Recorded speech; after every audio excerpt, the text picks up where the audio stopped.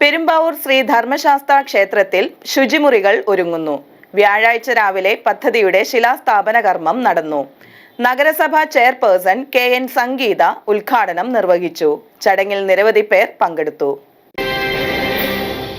തിരുവിതാംകൂർ ദേവസ്വം ബോർഡിന്റെ അനുമതിയോടെ പെരുമ്പാവൂർ ശ്രീ ധർമ്മശാസ്ത്ര ക്ഷേത്രത്തിൽ ശുചിമുറികൾ ഒരുങ്ങുന്നു. വ്യാഴാഴ്ച രാവിലെ പദ്ധതിയുടെ ശിലാസ്ഥാപന കർമ്മം നടന്നു. നഗരസഭാ ചെയർപേഴ്സൺ KN സംഗീത ഉദ്ഘാടനം നിർവഹിച്ചു. നമ്മുടെ ഒരു പെരുമ്പാവൂർ ശ്രീ ധർമ്മശാസ്ത്ര ക്ഷേത്രത്തോടനുബന്ധിച്ച് നടത്തുന്ന ഈ വരുന്ന വൃശ്ചികോത്സവത്തിന് മുമ്പ് നമ്മുടെ ഒരു ശുചിമുറിയുടെ നിർമ്മാണത്തിന് ഉദ്ഘാടനം ഒരു തറക്കല്ലിടലാണ് ഇന്നിവിടെ നടക്കാൻ പോകുന്നത്.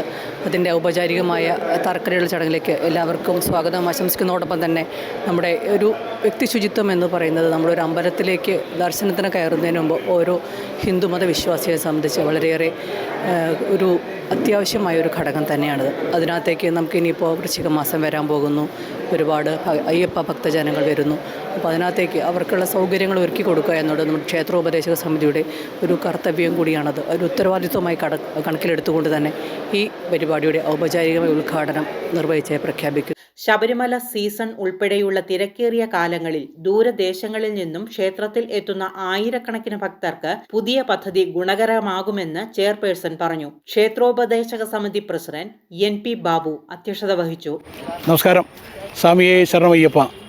പെരുമ്പാവൂർ ശ്രീധർമ്മശാസ്ത്ര ക്ഷേത്രത്തിൽ വരുന്ന ഭക്തജനങ്ങളെ വളരെയേറെ ഒരു ആഗ്രഹമായിരുന്നു ഇന്നിവിടെ നമ്മുടെ മുനിസിപ്പൽ ചെയർപേഴ്സണും നമ്മുടെ കൗൺസിലും കൂടി ഇവിടെ നടപ്പിലാക്കിയിട്ടിരിക്കുന്നത്. കാരണം വരുന്ന എല്ലാവർക്കും അവിടെ ടോയ്ലറ്റ് സൗകര്യം വളരെ കുറവായിരുന്നു.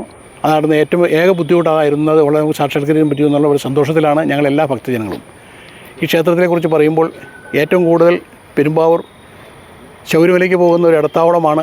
എയർപോർട്ടിൻ്റെ അടുത്തായതുകൊണ്ട് തന്നെ ഒത്തിരി മലേഷ്യ മുതൽ വിവിധ സ്ഥലങ്ങളിൽ നിന്ന് ഒത്തിരി ഭക്തജനങ്ങൾ വന്നു പോകുന്ന ക്ഷേത്രമായതുകൊണ്ട് തന്നെ ഇവിടെ സൗകര്യങ്ങൾ വളരെ കുറവായിരുന്നു. ആ സൗകര്യം നമുക്ക് പൂർത്തീകരിക്കാൻ പറ്റിയെന്നുള്ള കാര്യം ഞങ്ങൾ ഒന്നുകൂടി അറിയിക്കുകയാണ്. പിന്നെ ഈ ക്ഷേത്രത്തിൽ വർഷങ്ങളായിട്ട് നടത്തിവരുന്ന ഉത്സവാദി സമയത്തും സപ്താഹ സമയത്തും ജനങ്ങൾക്ക് വളരെയേറെ സൗകര്യം കുറവായിരുന്നു. അതും ഇന്ന് നടപ്പിലാക്കാൻ പറ്റിയെന്നുള്ള കാര്യം വളരെ സന്തോഷത്തോടെ അറിയിക്കുകയാണ്. ഇനി ക്ഷേത്രത്തിൽ നടക്കാൻ പോകുന്നതായ കുറച്ച് കാര്യങ്ങളെന്ന് പറയുമ്പോൾ നാളെ കർക്കിടക മാസം 1-ാം തീയതി രാമായണ മാസം ആരംഭിക്കുന്നു.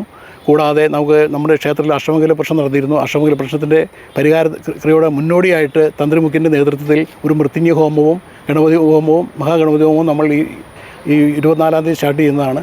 അതുകൂടാണ്ട് സെപ്റ്റംബർ മാസം 5-ാം തീയതി ഭാഗവതഹംസം ഉദ്ദീപചൈതന്യയുടെ നേതൃത്വത്തിൽ ഒരു സപ്താഹം നടത്തുകയാണ്. സെപ്റ്റംബർ 5-ാം തീയതി മുതൽ 12-ാം തീയതി നടത്തുക എന്ന കാര്യം വളരെ സന്തോഷത്തോടെ അറിയിക്കുകയാണ്.